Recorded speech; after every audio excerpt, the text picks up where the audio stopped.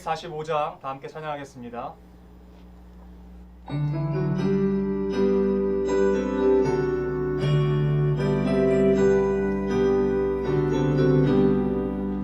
대산을 넘어 왕국에 가도 이 가운데로 걸어가면 주께서 항상 지키시기로 약속한 말씀 변치 않네. 하늘의 영광 하늘의 영광 나의 맘속에 차고도 넘쳐 할렐루야를 힘차게 불러 영원히 주를 찬양하리. 깜깜한 밤에 다니지라도 주께서 나의 길 되시고 나에게 밝은 빛이 되시니 길 잃어버릴 염려 없네. 하늘의 영광 하늘의 영광 나의 맘속에 차고 넘쳐 할렐루야를 힘차게 불러 영원히 주를 찬양하리. 광명한 그리 마음에 받아 찬란한 천국 바라보고 할렐루야를 힘차게 불러 날마다 빛에 걸어가리. 하늘의 영광 하늘의 영광 나의 맘속에 차고도 넘쳐 할렐루야를 힘차게 불러 영원히 주를 찬양하리. 기도하겠습니다. 살아계신 참 좋으신 하나님 아버지, 감사합니다. 오늘도 우리에게 성소에 들어갈 담력을 얻게 하시기 위하여 십자가의 모든 고통과 또한 그 수치를 참으시고 이제는 우리를 더 이상 진노의 자녀, 죄의 자녀가 아니라 예수 그리스도의 자녀, 하나님의 자녀 되게 해주셔서 감사드립니다. 하나님, 우리가 이 은혜를 잊지 않게 하시고 날마다 기억하는 수준에 머물지 않게 하시며 나아가 예수 그리스도의 이름을 모르는 이들에게 하나님의 그 사랑을 우리의 삶으로 증거하는 데에 열심을 다해 살아낼 수 있도록 도와주시옵소서. 매 순간 걸어가는 우리의 걸음 위에 예수 그리스도라고 하는 꽃이 피게 하시고 우리의 행동 위에 주님의 은혜가 맺혀지게 하시며 우리의 모든 삶 위에 예수님의 삶이 열매 맺혀질 수 있도록 도와주시옵소서. 그래서 요한복음 말씀 가운데에 기록된 것처럼 참 포도나무이신 예수 그리스도, 그분 안에 우리가 달려있음으로 말미암아 많은 열매를 맺는 삶 되게 하여 주시옵소서. 오늘도 주의 말씀 앞으로 나아갑니다. 이 말씀 가운데 숨겨놓으시고 또한 어떤 면에서는 계시해 놓으신 그 뜻을 우리가 밝히 깨달아 알게 하여 주시고 우리에게 숨기지 아니하실 때에, 드러내실 때에 우리가 그것을 밝히 받아 우리의 삶에 녹여내어 살아갈 수 있도록 도와주시며 혹 숨겨놓으신 신비가 있다면 하나님께 물어 깨달을 수 있는 은혜가 우리 안에 있게 하여 주시옵소서. 그렇게 우리의 삶을 통해 역사하실 줄 믿고 감사드리며 살아계신 우리 구주 예수 그리스도의 이름으로 기도드립니다. 아멘. 하나님께서 오늘 우리에게 주신 말씀은 출애굽기 3장 10절부터 12절까지의 말씀입니다. 이제 내가 너를 바로에게 보내어 너에게 내 백성 이스라엘 자손을 애굽에서 인도하여 내게 하리라. 모세가 하나님께 아뢰되 내가 누구에게 바르게 가며 이스라엘 자손을 애굽에서 인도하여 내리이까? 하나님이 이르시되 내가 반드시 너와 함께 있으리라. 내가 그 백성을 애굽에서 인도하여 낸 후에 너희가 이 산에서 하나님을 섬기리니 이것이 내가 너를 보낸 증거니라. 아멘. 오늘의 그 본세 한 문장입니다. 우리는 하나님을 위한다고 하면서 내 마음대로 개인적으로 노력하는 것이 무례한 것임을 배워야 합니다. 저는 오늘 이 본문 말씀으로 나의 힘이 빠지고 친밀함이 채워질 때 라는 제목으로 하나님의 말씀을 증거하도록 하겠습니다. 저는 개인적으로 오늘 주님은 나의 최고봉에서 말하고 있는 이 내용이 저의 마음을 참 찔렀던 경험을 했습니다. 부끄럽기도 했고 또 다시 하나님 앞에서 결단하게 하는 말들로 가득했던 것 같습니다.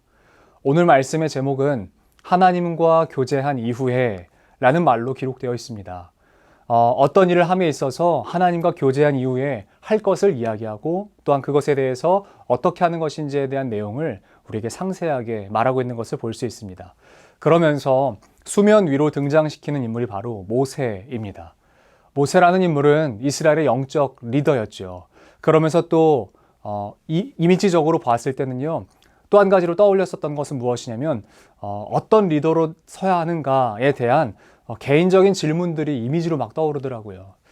여러분, 요즘 세상은 속도전이라고 말합니다. 누가 더 빠르게 시작하고 누가 더 빠르게 성공하느냐가 모든 사람들의 주된 관심사입니다. 다른 사람이 시작하기 전에 먼저 뛰어들어야 하고 그 일을 다른 사람보다 먼저 성공을 거두어야 하는 그런 시대를 살아가고 있습니다. 그리고 우리는 이것을 효율적이라고 말하기도 합니다. 제가 한번 예를 들어보겠습니다. A라고 하는 리더가 있습니다. 맡겨진 일들을 모두 다 신속하게 해결하는 능력이 있습니다. 늘 주어진 상황에 맞춰서 자신의 능력을 최대치로 끌어 시작하고요. 잘하는 사람. 우리는 이 사람을 능력 있는 사람이라고 말합니다. A라는 사람이 있고요. 또 다른 B라고 하는 사람이 있습니다. 이 사람도 마찬가지로 리더인데, 그런데 이 리더는요, 어떤 일을 시작하고자 말하면 어떤 일을 합시다 라고 이야기하거나 어떤 일에 대한 이야기가 나오면요, 늘 이렇게 말하는 사람이에요. 잠깐만 좀 기다려 주십시오. 제가 좀 기도 좀 해봐야겠습니다 라고 말하는 사람이에요. 이런 사람은 시작하는 데까지 굉장히 더딥니다. 그리고 어떤 중차대한 결정을 해야 할 때마다 이렇게 얘기해요. 동일하게 저 잠깐만 좀 기도 좀 하고 오겠습니다 라고 말해요. 한편으로 보면 속이 터지죠. 요즘 말로 하면요, 우라통이 터집니다.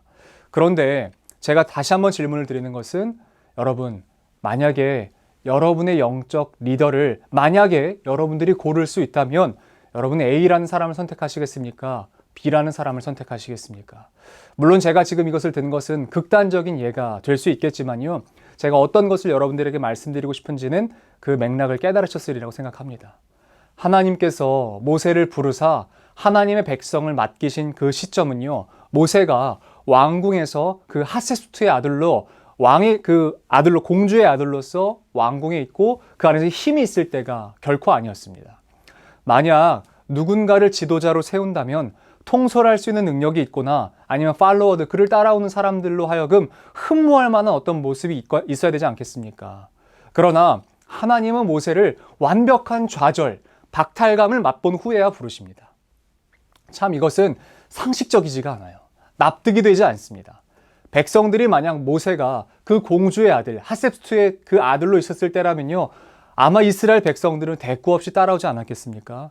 그 젊은 40살의 나이에 지도자로 하나님께서 부르시고 그가 이스라엘 백성들을 이끌었다면요.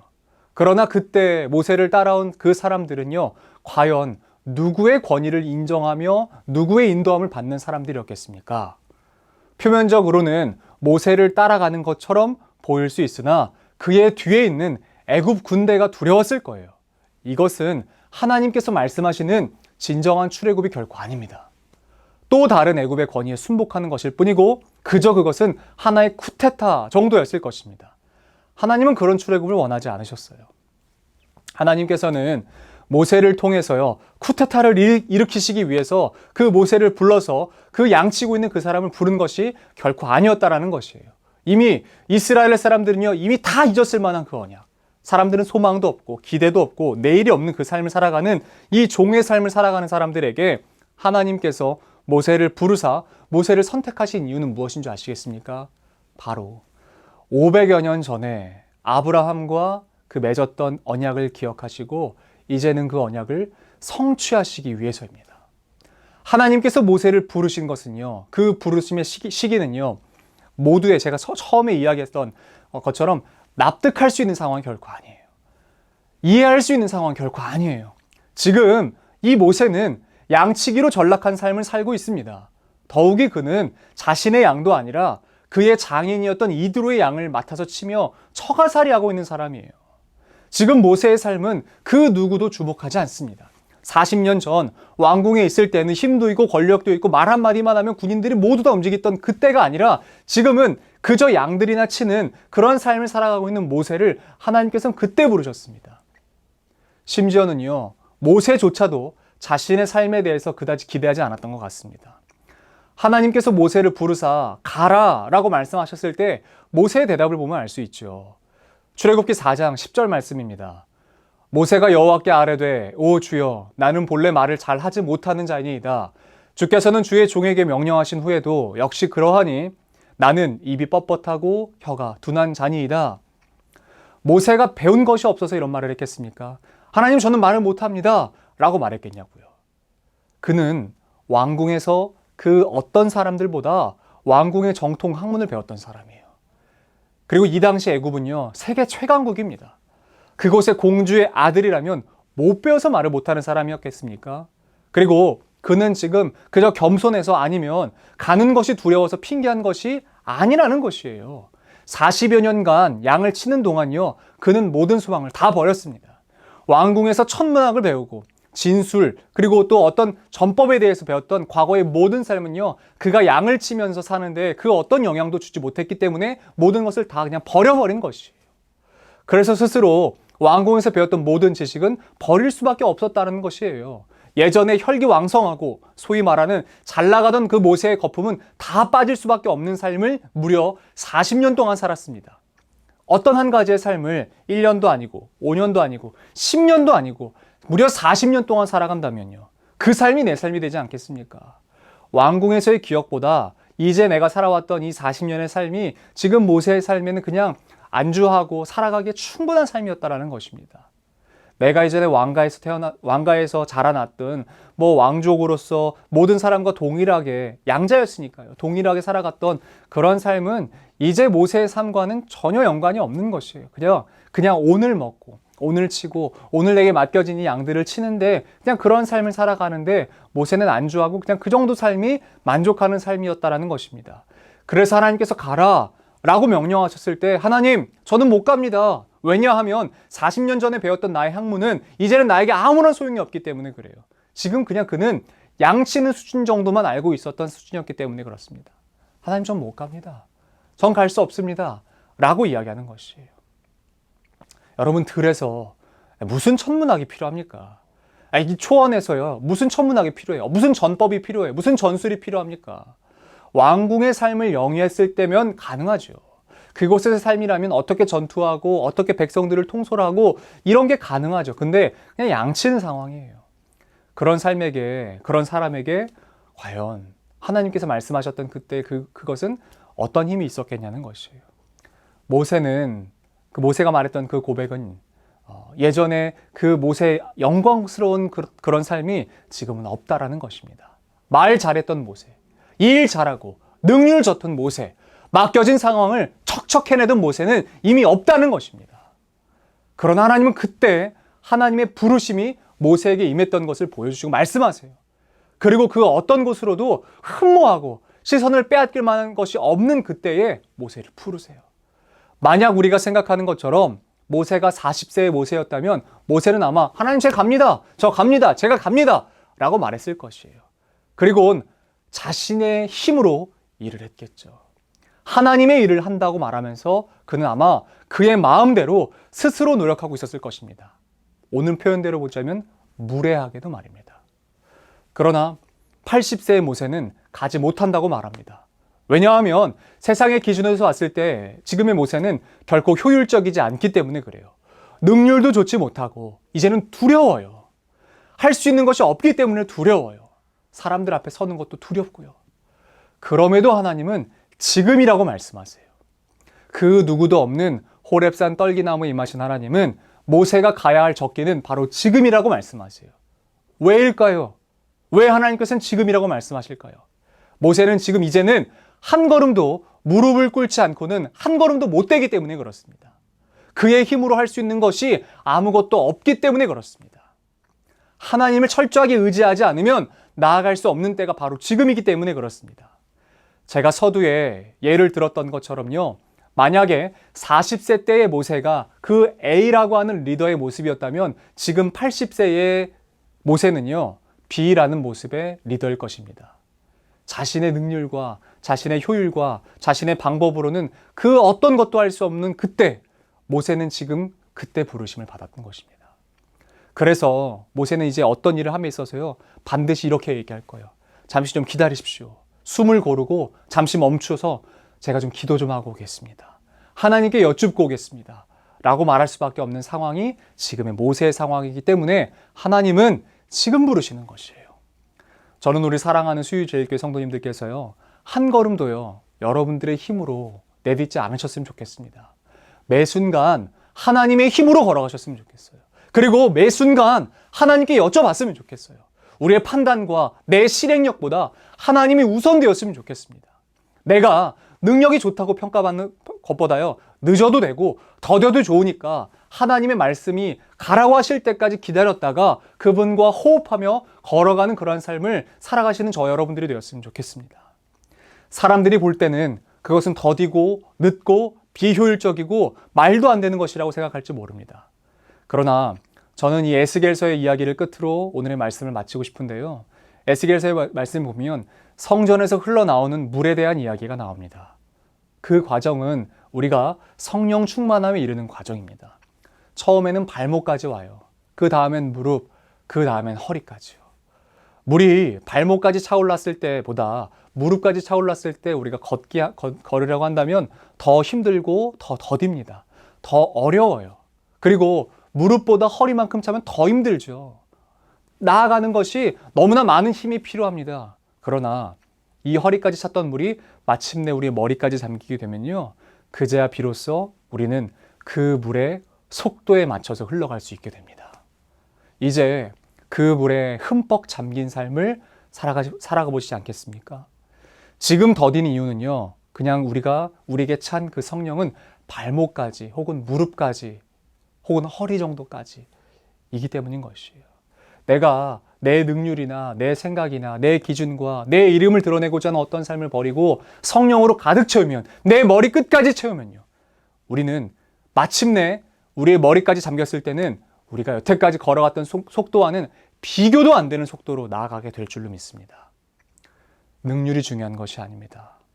하나님께서 예수 그리스도를 따라가는 우리들에게 기대하시는 삶은 능률 좋은 사람이 아니라, 일 잘해내는 사람이 아니라 매 순간 하나님께 묻고 하나님과 동행하고 하나님과 친밀한 사람인 줄로 믿습니다. 그리고 하나님 앞에서 우리가 그렇게 겸손하게 살아갈 때에 하나님께 묻고 하나님께 들으며 하나님과 함께 걸어갈 때에 여러분 반드시 기억하십시오. 여러분의 그 족적 위에는 예수 그리스도가 남을 것입니다. 우리의 발걸음 그 발자취 위에는 예수 그리스도가 남을 것이에요. 그리고 여러분들이 가는 곳곳마다 맺혀지는 열매는 예수라는 열매예요. 저의 좌우명과 같은 이야기인데 우리의 삶에, 내 삶에 이것저것 다 빼고 나니까 어쩔 수 없이 예수라고 하는 단어가 남는 것이 아니라 내 삶에서 가장 먼저 예수라고 하는 단어를 빼면 아무것도 남지 않는 그런 삶. 저 여러분들의 삶이 예수 빼면 아무것도 없는 그런 삶을 살아가시기를 우리 주 예수 그리스도 이름으로 축복합니다. 기도하겠습니다. 살아계신 하나님 아버지, 오늘도 우리를 주의 전으로 불러주시고 하나님의 말씀을 나눌 수 있도록 은혜를 주셔서 감사합니다. 세상은 빠르게 해야 한다 하고, 세상은 빠르게 성공해야 한다라고 하고 말하고, 또 효율적으로 살아가야 된다라고 이야기합니다. 그러나 하나님, 하나님의 방식을 보고 있노라면 참 세상의 방식과는 다르고 효율적으로 보이지도 않고 미련해 보이고 바보 같아 보일 때도 있습니다. 그러나 우리가 따라가는 이가 예수이시기에 때로는 더뎌도 때로는 힘들어도 우리가 주의 길을 걷고 싶습니다. 그리고 하나님께서 원하시는 삶은 우리의 이름을 드러내는 삶이 아니라 우리의 삶을 통하여 예수 그리스도의 이름이 드러나고 주님의 영광이 가득한 삶인 줄로 믿습니다. 우리 사랑하는 수유제일교회 모든 성도님들이 그러한 삶을 살아갈 수 있도록 하나님 오늘도 새 힘을 허락하여 주시옵소서. 우리 이어서 주님께서 가르치신 기도로 오늘 예배를 마치도록 하겠습니다. 하늘에 계신 우리 아버지, 아버지의 이름을 거룩하게 하시며 아버지의 나라가 오게 하시며 아버지의 뜻이 하늘에서와 같이 땅에서도 이루어지게 하소서. 오늘 우리에게 일용할 양식을 주시고 우리가 우리에게 잘못한 사람을 용서하여 준 것 같이 우리 죄를 용서하여 주시고 우리를 시험에 빠지지 않게 하시고 악에서 구하소서. 나라와 권능과 영광이 영원히 아버지의 것입니다. 아멘.